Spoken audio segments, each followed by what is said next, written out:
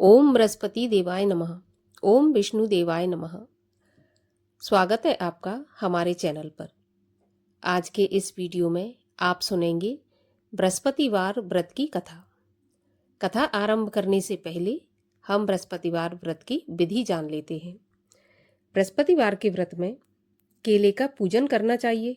कथा और पूजन के समय मन, कर्म और वचन से शुद्ध होकर मनोकामना पूर्ति के लिए बृहस्पति देव से प्रार्थना करना चाहिए। मेरी इच्छाओं को बृहस्पति देव अवश्य पूर्ण करेंगे, ऐसा मन में विश्वास रखना चाहिए। दिन में एक ही समय भोजन करना चाहिए। भोजन पीले चने की दाल आदि का करें। नमक का सेवन ना करें। पीले वस्त्र पहने, पीले फलों का प्रयोग करें। पीले चंदन से भगवान विष्णु की पूजा करें। पूजा के बाद प्रेम पूर्वक गुरु महाराज की कथा सुननी चाहिए। इस व्रत को करने से मन की इच्छाएं पूरी होती हैं और बृहस्पति महाराज प्रसन्न होते हैं। धन, विद्या, पुत्र तथा मनोवांछित फल की प्राप्ति होती है। परिवार में सुख तथा शांति रहती है। इसलिए यह व्रत सर्वश्रेष्ठ और अति फलदायक है। चलिए अब हम सुनते हैं बृहस्पतिवार व्रत की कथा।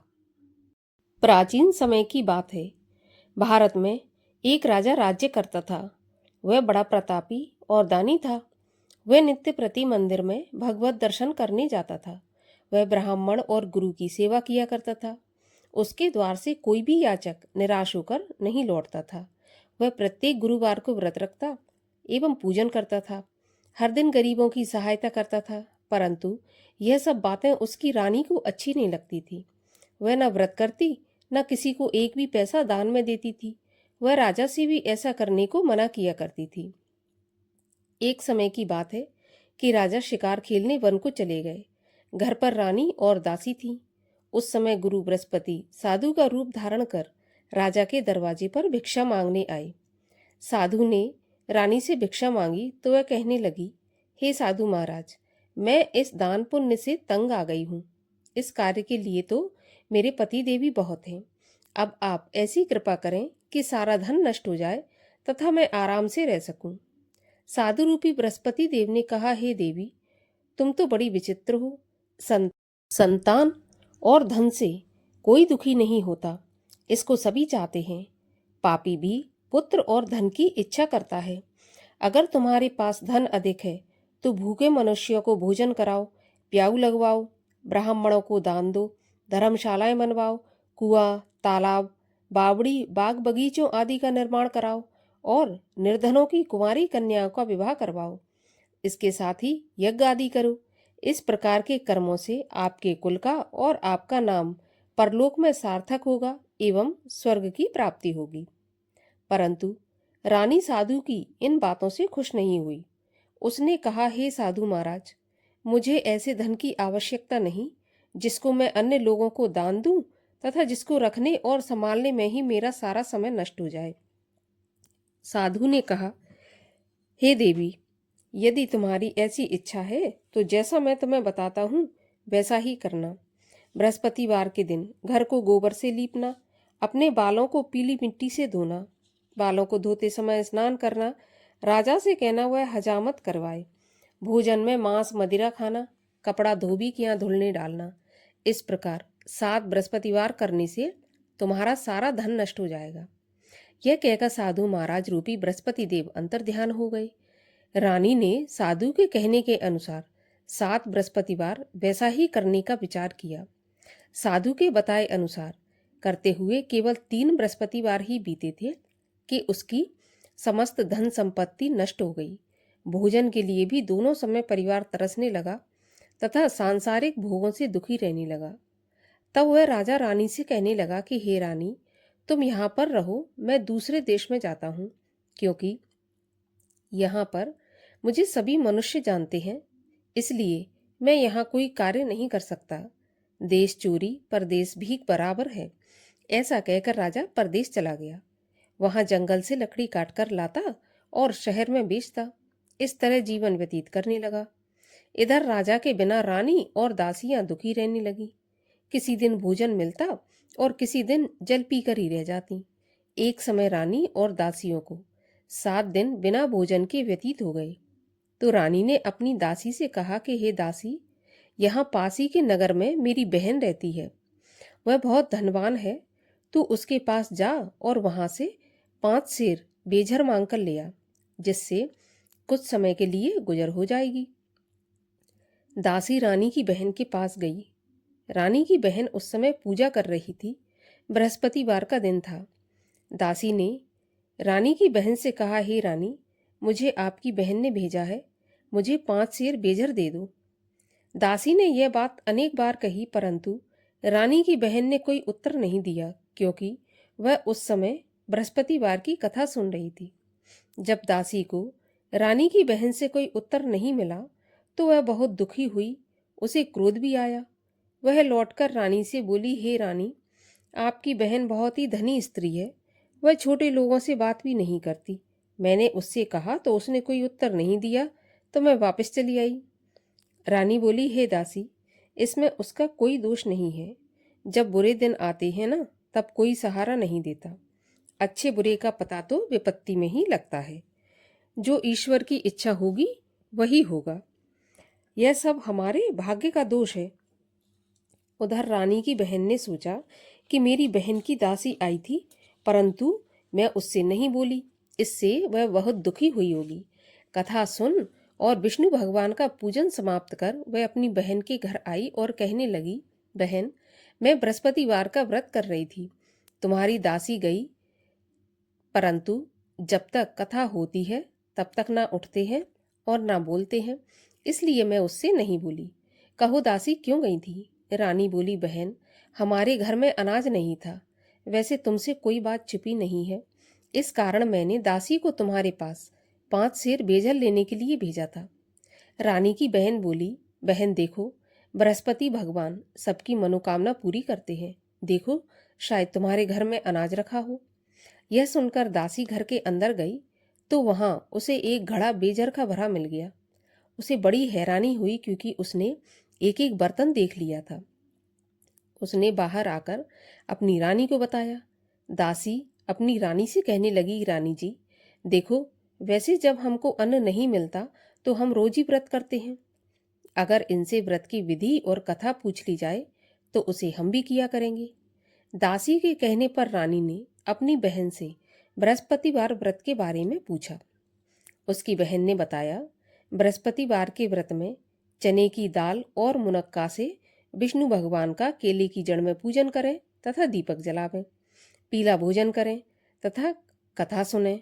इस प्रकार करने से गुरु भगवान प्रसन्न होते हैं, अन्न पुत्र धन देते हैं, मनोकामना भी पूरी करते हैं।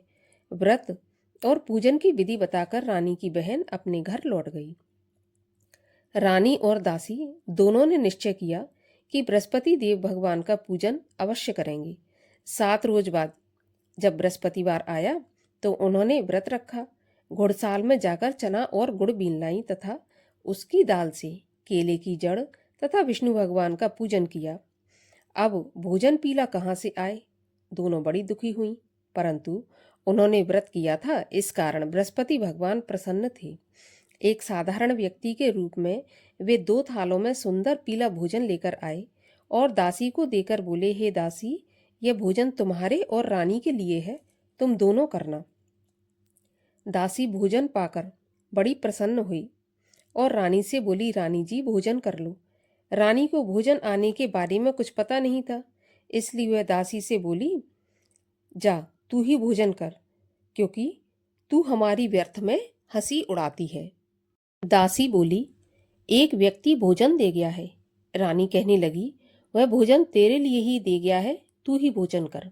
दासी ने कहा, वह व्यक्ति हम दोनों के लिए 2 थालों में सुंदर भोजन देकर गया है, इसलिए मैं और आप दोनों ही साथ साथ भोजन करेंगे।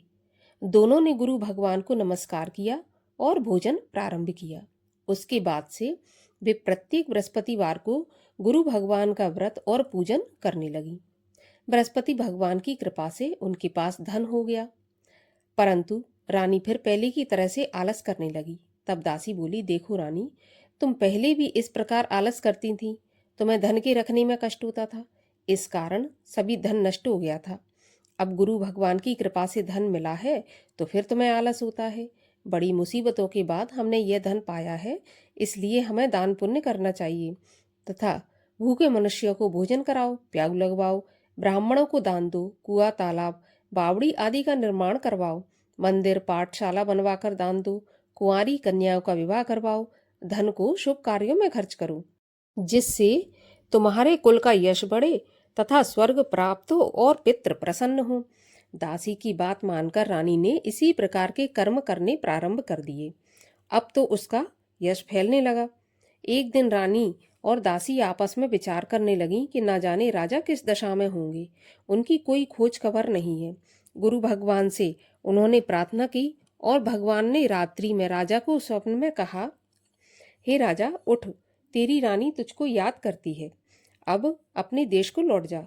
राजा प्रातःकाल उठा, वह विचार करने लगा कि स्त्री जाति खाने और पहनने की ही साथी होती है, पर भगवान की आज्ञा मानकर वह अपने नगर को चल दिया।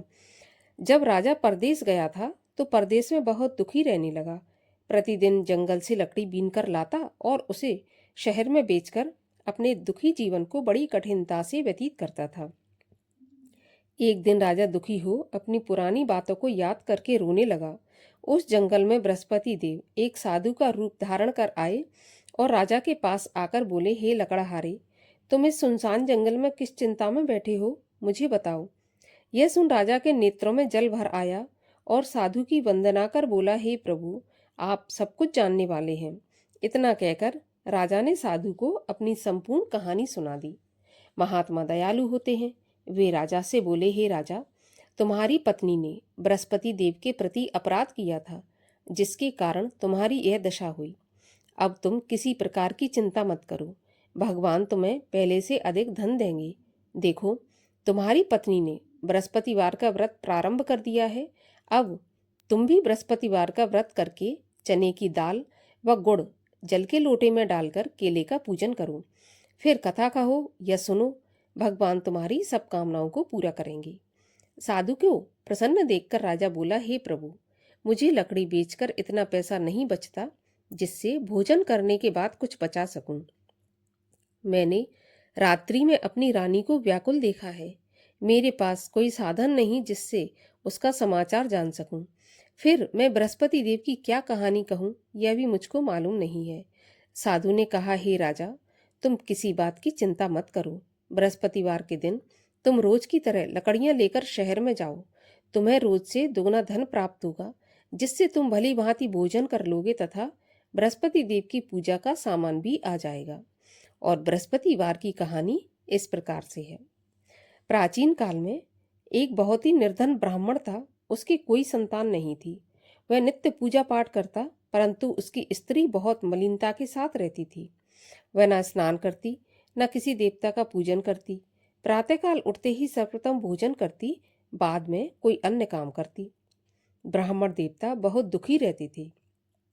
पत्नी को बहुत समझाते, किंतु उसका कोई परिणाम नहीं निकलता। भगवान की कृपा से ब्राह्मण की स्त्री के कन्या उत्पन्न हुई।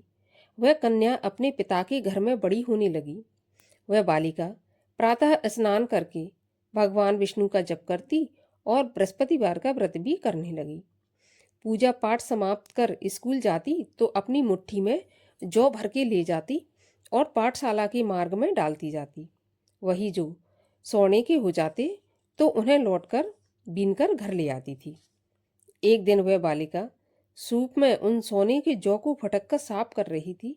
तभी उसकी माँ ने देख लिया और कहा, बेटी, सोने के जौ को फटकने के लिए सोने का सूप होना चाहिए। दूसरे दिन गुरुवार था। इस कन्या ने व्रत रखा और बृहस्पति देव से प्रार्थना करके कहा, हे प्रभु, यदि मैंने सच्चे मन से आपकी पूजा की हो तो मुझे सोने का सूप दे दो।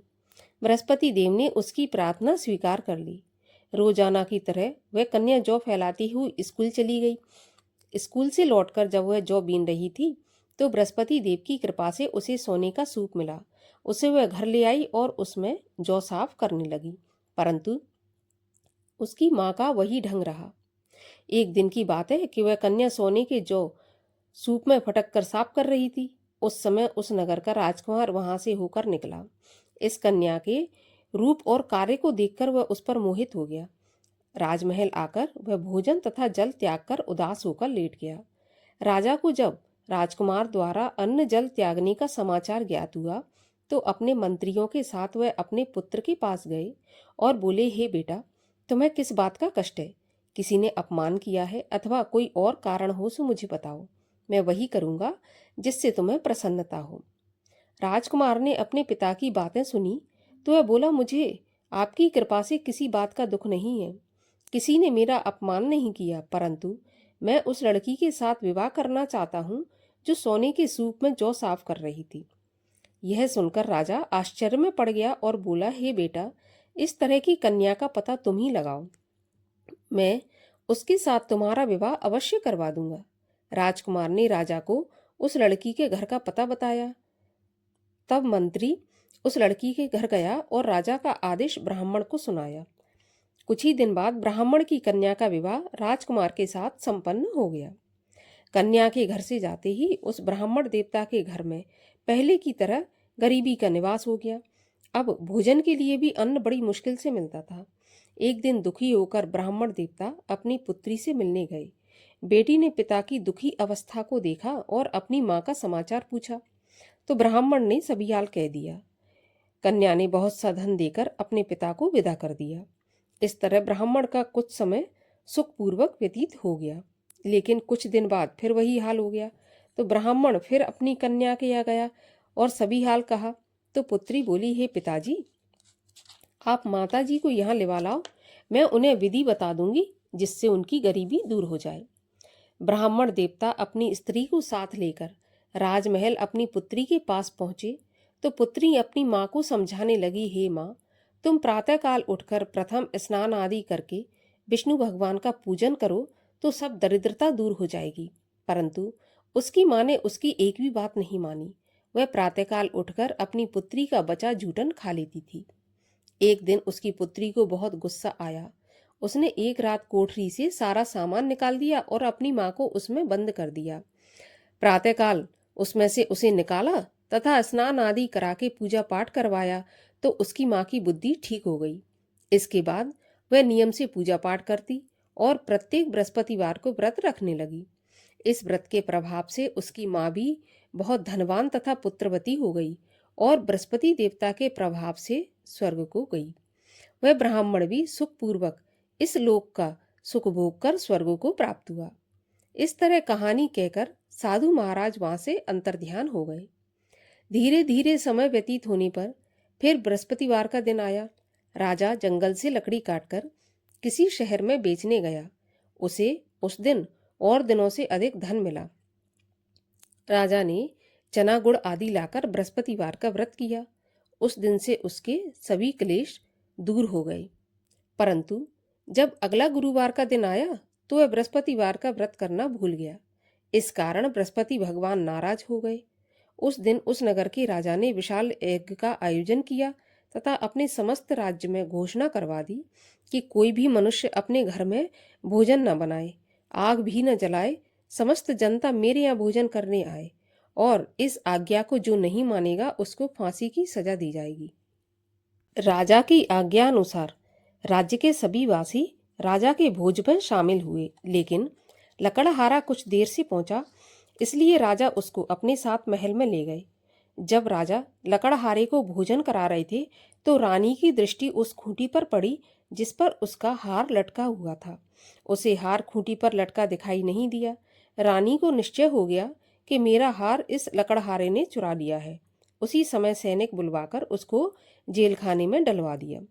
जब लकड़हारा जेल खाने में गया तो बहुत दुखी होकर विचार करने लगा कि ना जाने कौन से पूर्व जन्म के कर्म से मुझे यह दुख प्राप्त हुआ है, और उसी साधु को याद करने लगा जो कि जंगल में मिला था।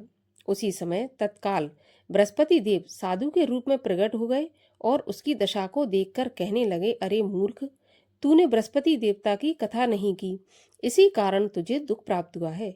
अब चिंता मत कर, बृहस्पतिवार के दिन जेल खाने के दरवाजे पर तुझे 4 पैसे पड़े मिलेंगे। उनसे तू बृहस्पति देव की पूजा करना तो तेरे सभी कष्ट दूर हो जाएंगे।